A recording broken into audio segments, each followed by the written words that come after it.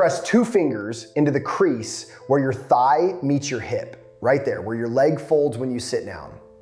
Underneath your fingers, buried deeper than you'd expect, is a muscle most people have never consciously felt in their life. It's called the psoas. And for the last several years, in a quiet, unglamorous corner of my practice, I've watched something happen that I didn't have language for at first. People would come in about their hips, their lower backs, sometimes just general stiffness after sitting too long. And they'd leave the same session with something else entirely. Their face looked different. Not younger exactly, softer, less braced. Like something that had been held for a long time had finally been allowed to put itself down. I want to tell you about 3 separate moments that, on their own, meant almost nothing to me. It took years before I understood they were the same story told 3 different ways. The first happened with my own body, on an ordinary Tuesday on the floor of my own living room. I was lying on my back after a long day, knees bent, feet flat, doing nothing in particular, just letting my spine settle into the floor the way it does when the day is finally over. And I noticed, almost by accident, that I was holding my breath. Not dramatically, not gasping, just a subtle, habitual shallowness, like my ribs had quietly agreed to only move through the top third of their available range. I put my hand on my belly. Nothing moved. I put my hand on my chest. That's where the breath was living. High, small, tight. And when I finally coaxed a full breath down into my abdomen, something released along the crease of my hip that I hadn't known was clenched. My jaw dropped open half an inch, unbidden. My forehead, which I hadn't registered as tense, untensed. I lay there for a moment just noticing the strangeness of it, that breathing differently in my belly had changed something in my face. I filed it away as a curiosity. The body does strange things. I didn't think much more about it. The second moment came almost a year later, and it had nothing to do with breath at all, or so I thought at the time. I'd started noticing a pattern in how I held tension when I was concentrating hard on something difficult, reading dense material, working through a complicated problem, sitting at a desk longer than I should. My hip flexors, the same crease you're pressing on right now, would tighten first. Before my shoulders, before my neck, before I was even aware I was stressed, my hips had already locked up, quietly, the way a hand closes into a fist before the person holding it registers they're angry. And on the days when that hip locking was most severe, I noticed my face in the mirror afterward looked drawn, tight around the eyes, a kind of held expression, like I was still bracing for something that had already passed. 2 observations, a living room floor and a desk chair. I didn't connect them yet. The third moment is the one that finally forced the question. I was talking with someone about an entirely unrelated topic, an old friend who happened to have spent decades studying traditional breathing and posture practices, the kind passed down through generations long before anyone had a word like fascia to describe what they were working with. And they said something almost in passing. They said that in the tradition they'd studied, the belly and the face were never treated as separate regions, that a held belly, a belly that couldn't soften, couldn't breathe, was considered, in that tradition, to be a face that couldn't rest either. Not metaphorically, practically. The teachers in that lineage would work a student's midsection before ever touching their face, because they believed, long before anyone could show you a diagram of fascia, that the 2 were part of one continuous system. I sat with that for a long time after the conversation ended. A living room floor, a desk chair, a tradition with no access to modern anatomy that had somehow arrived at the same conclusion generations ago. 3 unrelated threads. And underneath all 3, something I hadn't yet named, sitting there waiting to be found. Here is what makes this uncomfortable, if I'm honest with you. Most of us have been taught to think of our face as its own separate territory. Something you manage with products, with expressions, with sleep, with the mirror each morning, as its own isolated report card. And your hip flexor, the psoas, sits about as far from your face as a muscle in your body can physically be. So the idea that one is quietly writing instructions for the other doesn't sit comfortably at first. It shouldn't. It's a strange claim. I want you to sit in that discomfort for a moment, because it's the same discomfort I sat in before I understood the mechanism underneath it. The discomfort I want you to hold on to is this. If your face has never truly been separate from the rest of your body, then everything you've ever done to your face in isolation, the creams, the massages that stop at the jawline, the exercises that only ever touch the surface, has been working on one end of a rope while ignoring the hand that's pulling it taut from somewhere else entirely. That's not a small correction. That reframes the whole approach. And it's not a comfortable thing to realize, because it means the mirror has been asking the wrong question the entire time. Let me tell you where the three threads finally came together, because it happened somewhere I wasn't expecting. Not in a textbook, and not in the tradition my friend described, but in something as ordinary as watching my own breath fail to move. There's a fourth moment I have to tell you about, because it's the one where the pattern stopped being a coincidence and became something I could actually explain. It happened during a session with someone whose main complaint had nothing to do with their face at all. Chronic tightness through the front of the hip.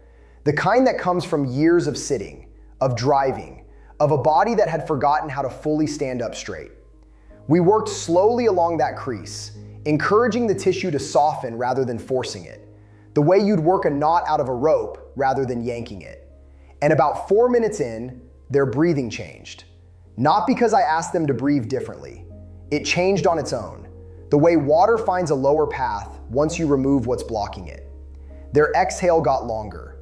Their shoulders, which had been sitting up near their ears the entire session, dropped an inch. And their face, I watched this happen in real time, softened along the jaw, then across the forehead, in that order, like a wave moving upward from somewhere below the collarbone. That's the moment I stopped treating this as an interesting coincidence and started treating it as a question worth actually answering. What connects a hip flexor to a face closely enough that releasing one changes the other within minutes? The answer sits in a place most people never think to look: the underside of your diaphragm. Your diaphragm is the dome-shaped muscle that does the actual work of breathing. It drops down when you inhale, rises when you exhale, and most people picture it as sitting neatly inside the ribcage, doing its job in isolation. It doesn't. The back edges of your diaphragm extend downward as two tendon-like strips called the crura. And those strips attach directly onto the front of your lumbar spine. The same region, the same layer of tissue where the psoas originates. This isn't a loose association or a stretched metaphor. It's a direct, physical, fascial fusion. The sheet of connective tissue covering your diaphragm and the sheet of connective tissue covering your psoas are at that junction the same sheet. One continuous piece of fabric with two names for its different sections. Think of it the way you'd think of a piece of woven cloth. Not two separate pieces stitched together at a seam where you could theoretically pull one thread and leave the other undisturbed. A single weave where the fibers of one region run directly into the fibers of the next, so that tension anywhere in the cloth changes the tension everywhere else in the cloth, even in places that look, at a glance, unrelated. Your diaphragm and your psoas are woven that way, not attached, woven. And within that same weave, further up, past the diaphragm, the fascia continues, up through the front of the neck, into the muscles that control your jaw, up into the muscles across your forehead. It's not a separate weave that starts over at your collarbone. It's the same fabric, continuing. Here's why that matters for how you breathe, and here's why how you breathe matters for your face. When the psoas is chronically tight, from sitting, from stress, from the thousand small ways modern life keeps that muscle in a shortened, guarded position, it pulls on that shared fascial junction at the base of the diaphragm. The diaphragm, tethered at that point, can no longer descend fully with each breath. It's like trying to open a drawer that's been very slightly warped in its frame. It still opens, but not all the way, not smoothly, and you stop noticing the resistance because you've adjusted your whole way of opening it around the problem. When the diaphragm can't descend fully, the body doesn't stop breathing. It finds another way to get the air it needs. And the muscles it recruits to make up the difference are the accessory breathing muscles, the ones along the front and sides of your neck, the ones that anchor near your jaw. Muscles that were designed for occasional emergency use, a sprint, a scare, a single deep gasp, become instead a permanent, low-grade part of every single breath you take, all day, every day, for years. That's the mechanism. Picture it the way you'd picture a trail through unfamiliar country, a single path connecting a valley floor to a distant ridge, with no shortcuts and no separate route. Everything that happens at the valley floor eventually shows up at the ridge because there's only the one trail between them, and everything that walks it leaves a mark somewhere along the way. Tension that starts at your hip has exactly one trail to travel to reach your face, down through the shared fascia at your diaphragm, up through the front of your neck, into your jaw. There's no alternate route. It has to go this way because this is the only path that exists. Neck and jaw muscles that are working overtime as accessory breathers don't just get tired. They stay in a state of low-grade contraction around the clock, which over months and years changes the resting tension of the entire lower face. The jaw sits slightly clenched even in sleep. The muscles along the front of the neck stay short, and the muscles of the forehead and around the eyes, which share fascial continuity with that same front line, get pulled into the same holding pattern because they're on the same trail further along. This is why creams and surface treatments, however good they are at what they do, can only ever address the far end of a very long trail. They're working at the ridge while the valley floor keeps sending the same signal upward day after day. And it's why my 3 separate observations, a living room floor, a desk chair, a tradition that treated the belly and the face as one system, all pointed at the same underlying fact without any of them naming it directly. The belly and the face were never separate. They share a weave. They share a trail. There was never a version of this where they could be treated in isolation and expect a lasting result. I want to sit with you in what this actually means, because I think it's worth more than a passing nod before we move to what you do about it. It means the tension sitting in your jaw right now, if it's there, might not have originated in your jaw at all. It means the fine lines that settle fastest around the mouth and eyes on a stressful week aren't purely a stress reaction of the face. They may be the visible endpoint of a hip that's been quietly guarded since a meeting 3 hours earlier, or a spine that's been sitting in a chair since 8 this morning. The face is where the trail ends. It was never where the trail began. Before I explain what I eventually found, I want to mention something briefly because it's relevant to exactly what we've been talking about. Everything I've just described, the breath, the hip, the face, all connected through one continuous system, is the entire premise behind something I built called the Connected Face Protocol. This single release addresses the breath and core component of that system. The full protocol sequences 12 fascial releases across a full 30 days, with labeled diagrams showing exactly where to place your hands for each one, and a daily tracking sheet so you can watch the pattern change over time rather than guessing. It's in the description in the pinned comment if the way this system connects interests you. Now back to the crease of your hip and what's actually happening underneath it. There's something almost relieving in that once the discomfort of it settles, because it means the years of trying to relax your face directly, consciously softening your jaw, trying to remember not to furrow your brow, were fighting the very end of a very long current. You weren't failing at relaxing your face. You were trying to hold back a river with your hands at the point where it reaches the sea, instead of walking upstream to where it actually starts. So let me walk you through what I actually do, because after everything I've just described, the last thing I want to leave you with is an interesting idea and nothing to do with it. Find a place on the floor where you can lie on your back and bend your knees so your feet are flat, hip width apart. Let your arms rest a little away from your sides, palms up if that feels natural. Before you touch anything, just notice your breath for a few seconds exactly as it is. Don't change it yet, just notice where it's moving. Chest, belly, somewhere in between. Now bring the fingertips of both hands into that crease again, the one at the very top of your thigh where it meets your hip, about 2 inches to the side of your hip bone, angled slightly inward and down.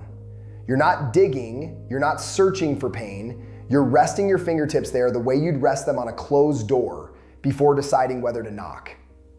Let them sink in slowly as you exhale, following the breath down rather than pushing ahead of it. Once you feel that gentle contact, and for most people it takes a breath or two to even register the tissue underneath their fingers, because this muscle rarely gets consciously felt, start to breathe into your belly, not your chest. Let the inhale push your fingers outward, slightly, the way a rising tide moves against a shoreline. Let the exhale be longer than the inhale, not forced, just longer, the way a sigh is longer than the breath before it. Stay there for about 90 seconds. Somewhere around the fourth or fifth full breath, most people feel the tissue underneath their fingers give a little, soften, the way a held fist slowly opens when the reason for the fist has finally passed.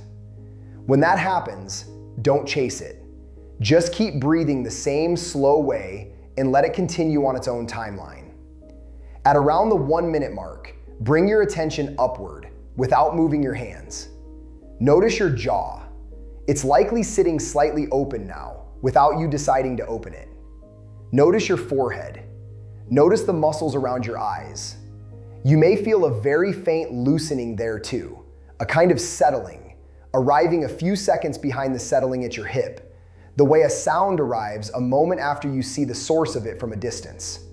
That delay is the trail. That's the tension traveling the only path it has, in reverse. Finish the 90 seconds with 3 slower breaths, hands still resting where they are, and then let your knees fall open slightly, feet still on the floor, and just stay there for another few breaths without any instruction at all. Notice what your face is doing on its own, now that nothing is asking it to do anything. This works best done once in the morning, before the day has had a chance to reintroduce the guarding, and once again in the evening, lying in the same position you'll eventually fall asleep in.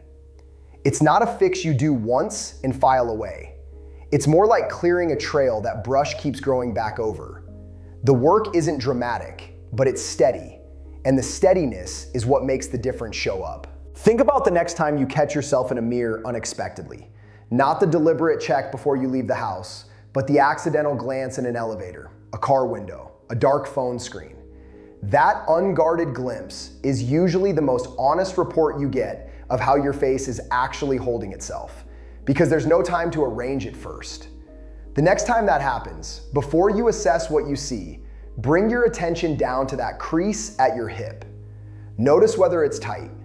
You may find, more often than you'd expect, that the answer to what's happening in the mirror was sitting 2 feet lower the entire time, waiting for you to finally look there instead. If you found your way here because you're already deep in the kind of research that connects the body to the face, and you want the full sequence, not just this one release, but the 11 others that work alongside it, mapped across 30 days with diagrams and a way to track what's changing, that full protocol is where I've put the rest of this work, in the description and the pinned comment. What I keep coming back to, out of the 3 moments I told you about at the start, is how differently each one arrived at the same understanding. A living room floor taught me through my own breath. A desk chair taught me through my own bracing. A tradition older than any of the anatomy I'd studied taught me through language that never once used the word fascia. 3 separate paths, 1 trail underneath all of them, connecting a hip to a face the entire time, waiting for someone to notice it wasn't 3 stories at all, it was 1.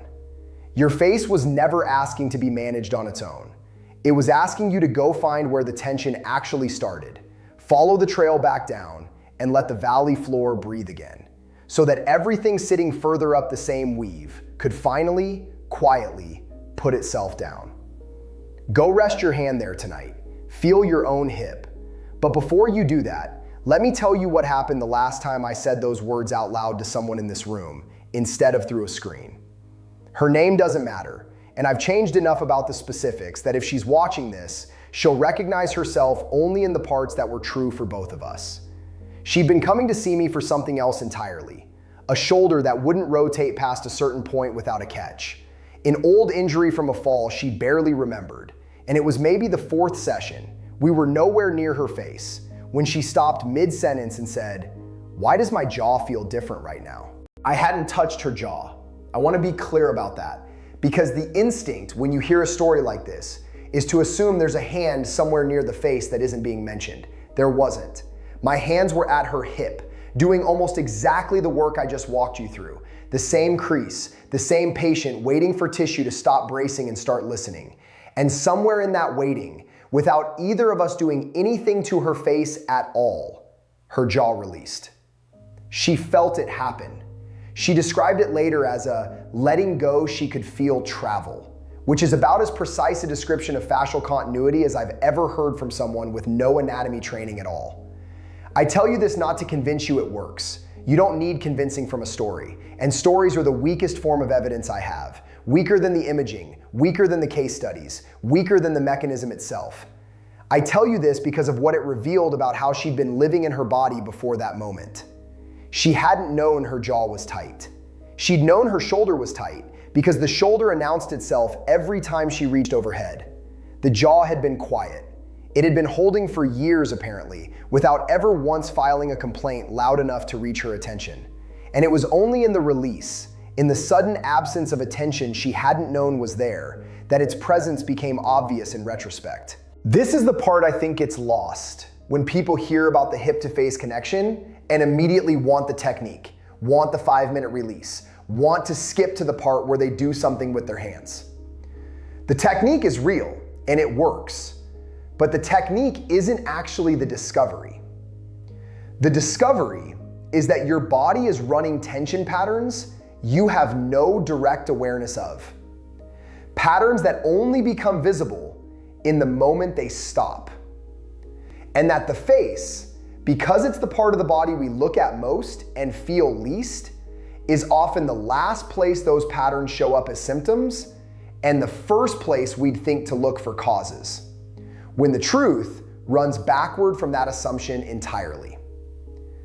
I want to take you deeper into why that's true, because I don't think I did it justice earlier. And I think the why is what makes the practice something you'll actually keep doing instead of something you try twice and let drift, the way most of us let most physical practices drift once the initial curiosity wears off. Here's the anatomical piece I skated past. The fascia isn't one sheet. It's not like a body stocking that wraps you once and stops. It's organized in what the research calls trains, continuous lines of connective tissue that run through the body along predictable, mappable pathways. The same pathways in nearly every person, regardless of build or age or fitness level, because they follow the lines of force the body has been managing since before you could walk. The line that runs from the sole of your foot, up the back of the leg, across the base of the pelvis, up the spine, over the skull, and down across the face to the brow, that's one continuous train. Anatomists gave it a name decades ago, back when this was a curiosity in a dissection lab, and not yet something anyone thought to apply outside of it. The point isn't the name. The point is that it's continuous. Pull on one end, and if the tissue is healthy and mobile, the pull transmits all the way to the other end. Not metaphorically, not spiritually, but as a measurable mechanical event. The kind you could put a strain gauge on if you wanted the number instead of the feeling. What happens in most of us, over years of sitting the way we sit and guarding the way we guard, is that certain points along that train stop transmitting cleanly. Think of it less like a solid cable and more like an old climbing rope that's taken load in the same 3 or 4 spots for years.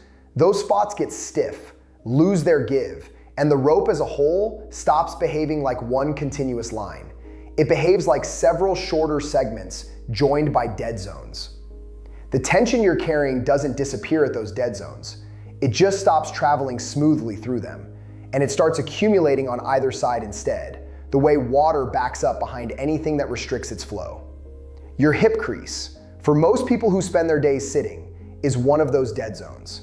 It's one of the most common places in the entire body for this to happen because it's exactly where the posture of sitting asks the tissue to shorten and hold, hour after hour, day after day, for decades in some cases.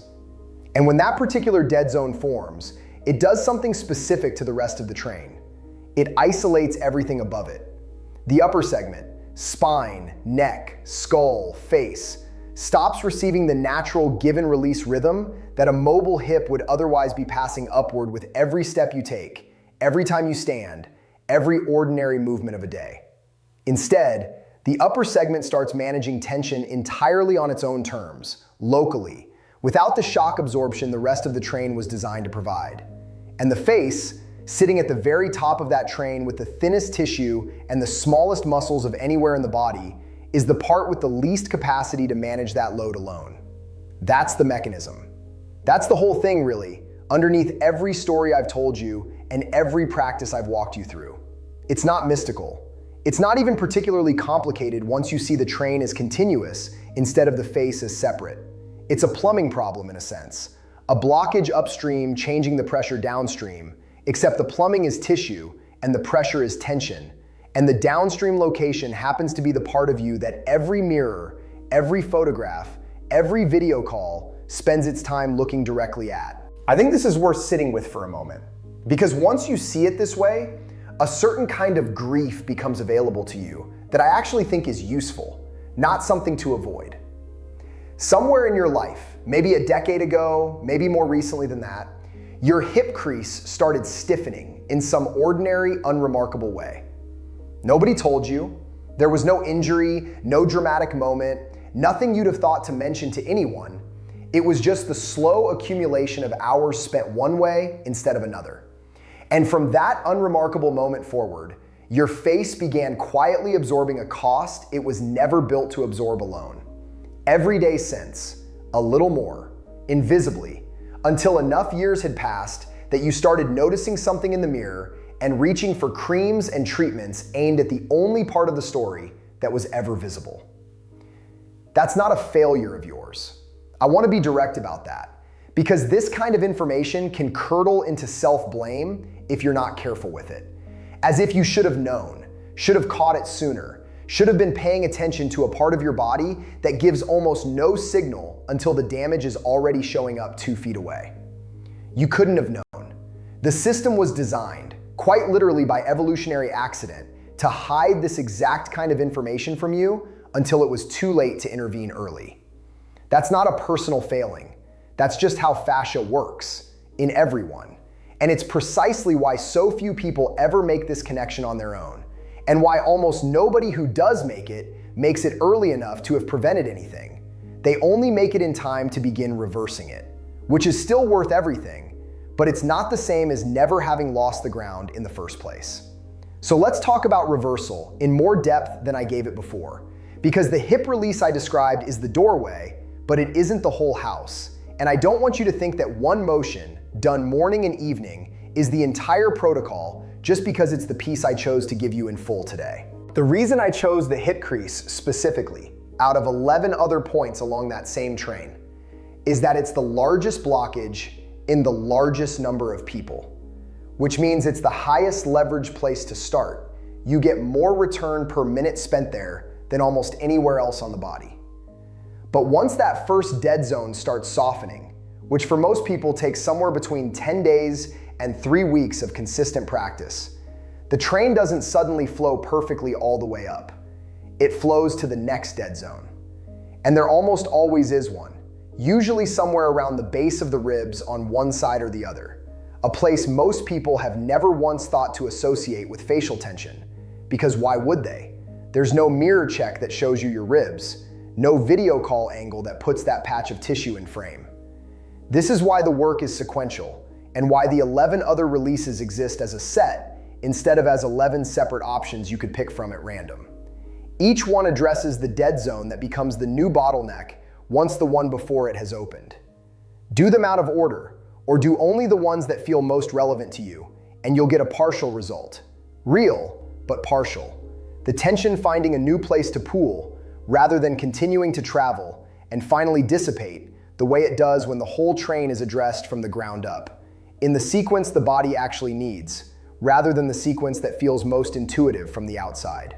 I know that's a lot to take in, and I know some of you watching this are going to want the whole map right now rather than waiting. And I understand that impulse completely.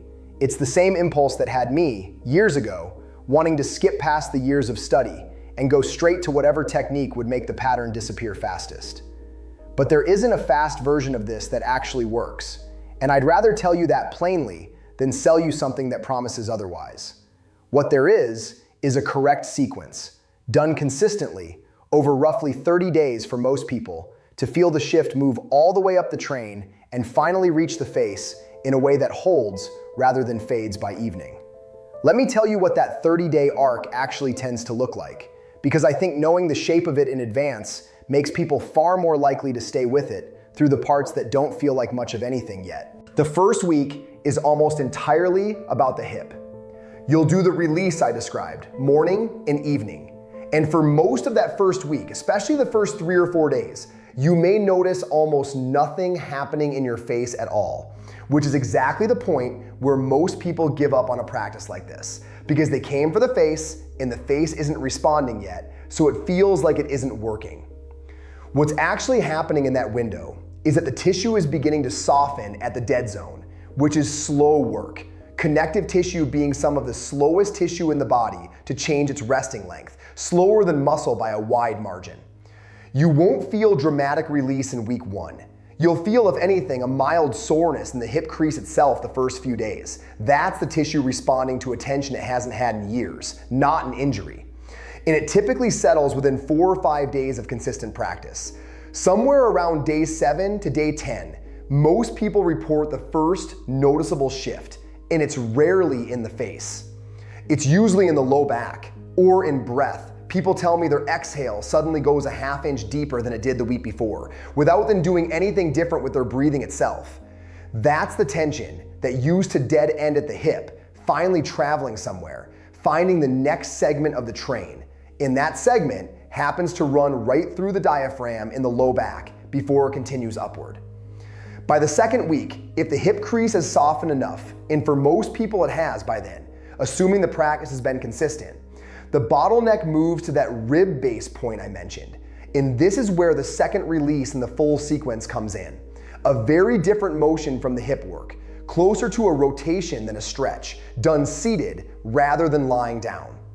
I'm not going to walk you through it in detail here, because it depends on the hip work actually being done first. Teaching it out of order to someone whose hip is still the primary blockage tends to do very little, since the tension has nowhere yet to travel to once you release the rib point prematurely. But I want you to know it exists, so that if you're in week 2 and starting to feel a stall in progress, you understand that a stall is not a failure. It's a sign the work has moved on to a different structure, one that needs a different kind of attention. The third week is where the face typically enters the story directly for the first time. And it's rarely dramatic in the way people hope. It's not a morning where you wake up and look 10 years different. It's smaller than that, and in some ways more convincing because of how small it is. People notice, often first from someone else before they notice it themselves, that their resting expression has changed. Someone asks if they've been getting more sleep. Someone says they look lighter, without being able to point to what specifically changed. What's changed is the guarding, the tension that used to be a constant low-grade signal to the muscles around the jaw, the brow, the corners of the eyes to hold a certain posture even at rest, has finally quieted enough that those muscles are no longer being asked to work a job they were never built to sustain for years on end. The fourth week, for most people, is consolidation rather than new territory. The gains from the first 3 weeks settling into something closer to a new baseline, rather than something you have to consciously maintain through effort. This is also, honestly, the week where the practice becomes easiest to keep, because by then, most people aren't doing it out of hope anymore. They're doing it because they felt something real happen, and they don't want to lose it, which is a completely different motivation than the one you start with in week 1, when it's still just an idea you read about or a video you watched. I want to be honest with you about something else, because I think it matters more than most of what I've said so far. This doesn't fix everything. I'm not telling you that 30 days of fascial work will undo genetics, or reverse actual structural aging in the skin itself, or replace what a lifetime of sun exposure does to collagen at a cellular level. There are things happening in the face as we age that have nothing to do with fascia, and everything to do with processes this work simply doesn't touch. What this work addresses is the layer of the story that's about tension, about guarding, about the accumulated cost of a body that's been holding itself one particular way for years without your permission or your awareness. For most people, that layer is a larger piece of what they see in the mirror than they'd assume, larger than the purely structural, purely age-related piece.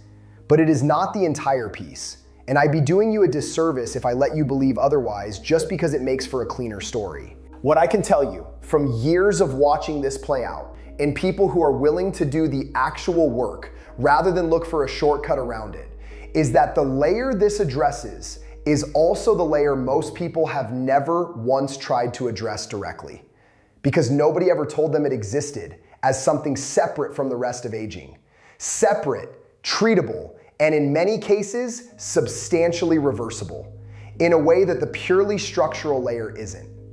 That's not nothing. For a lot of people, it turns out to be the difference between a face that looks tired even on a good day and a face that looks like itself again. Tension released rather than concealed. Guarding relieved rather than photographed around.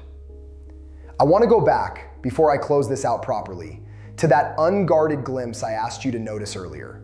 The elevator, the car window, the dark phone screen. I asked you to bring your attention to your hip in that moment before you assess what you see. I want to add one more layer to that instruction now that you understand more of the mechanism behind it. When you catch that unguarded glimpse and you feel the hip crease is tight, don't treat that as bad news. I've watched people flinch at that discovery, treat it like a diagnosis, like one more thing to worry about on top of what they were already worried about in the mirror. It isn't that. It's information. And it's information you didn't have access to a week ago, before any of this.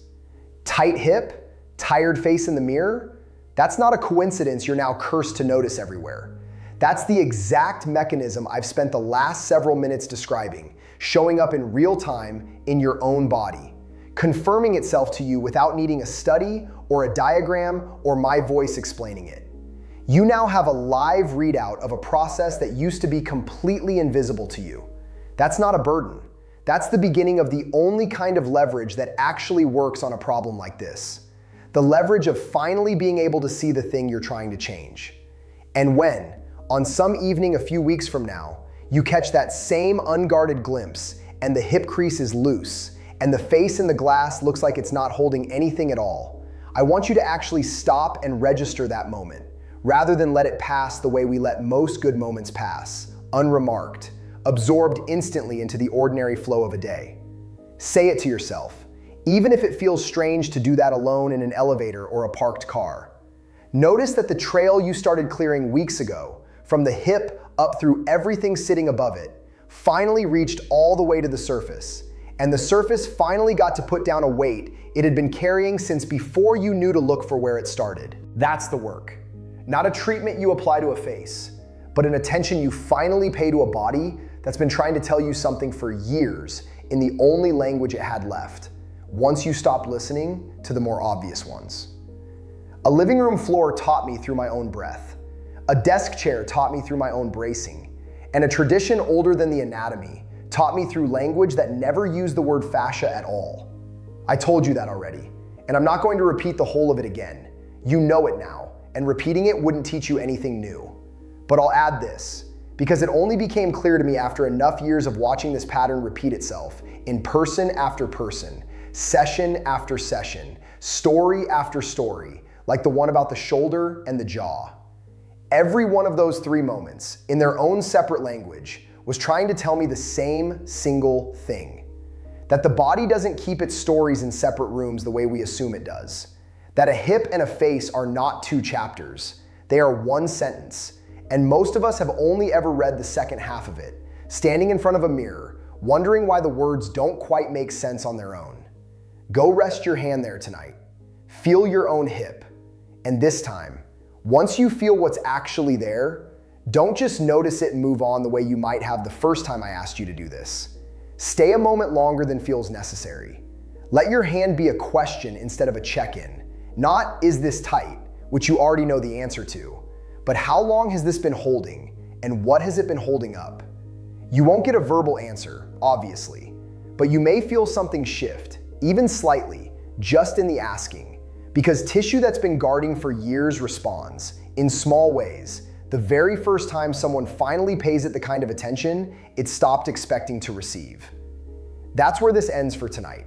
Not with the technique, though you have one now, and not with a diagram, though the full set is there if you want it. It ends with your own hand on your own hip, asking a question your face has been waiting years for someone to finally direct downward instead of at itself.